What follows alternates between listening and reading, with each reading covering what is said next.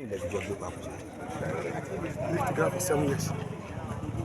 So that's 2019. We've not been together, but we are communicating. We are good friends. Ìjọmọ dá in public, sir. Pardon? Ìjọmọ dá in public, sir. Yes, I'm ready to be like that on the before we can. Lẹ́yìn ìgbà wọn dẹ̀ bí wọn kọ́. No, Kí wàá lè sọ nípa olóògbé, sir? Very KG, she's a wonderful man. She loves me and I love her too much.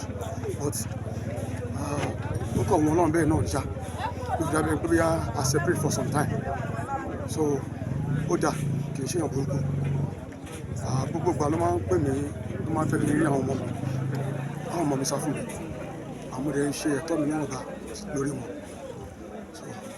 Kó tó di pa àfihàn lẹ̀, kí lóhun tí a lè sọ fún gbogbo àwọn ènìyàn àti pé lórí àwọn ọmọ yìí kí lóhun tí ó máa ṣẹlẹ̀ lẹ́yìn ilé ìṣá. Kó tó mọ̀ kan sọ fún gbogbo èèyàn ni pé ẹ jẹ́ ká ṣe dáadáa, ẹ ká dé bẹ̀rù Ọlọ́run. Gbogbo ìgbà bá ń ṣe, ẹ má jẹ́ ká wà nípò pé ká máa ti ọmọ làkejì ní tìkùtì, ká máa ká ṣá máa fẹ́ kí ìfẹ́ tiwa kó ṣe lórí ìrìnàjò ọmọ làkejì, ká kí ìfẹ́ Ọlọ́run kó máa ṣe. Àwọn ọmọ mi wọ́n máa padà sí iléèwé.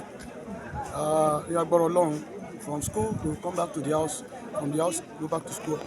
Mo gbọ́ pé ó ti san gbogbo school tó máa parí gbogbo kọ̀ọ̀kan secondary school level, ó ti san gbogbo ẹ̀ sílẹ̀. Ẹ má bínú iṣẹ́ lè yọ̀nà náà yẹn dáadáa fún wa, sir. Báwo ni olóògbé ṣe sanwó ilé ìsílẹ̀, sir? Ṣé wọ́n ti mọ̀ pé òun fẹ́ kú tẹ́lẹ̀? Yes, ó pè mí ní January.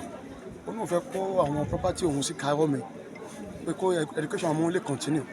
But mo ní no, mo ní kó pe lọ́ọ̀yà ẹ̀ kí lọ́ọ̀yà ẹ̀ kó ṣe will pé I'm not in the best position to handle her property because I don't want to handle her property.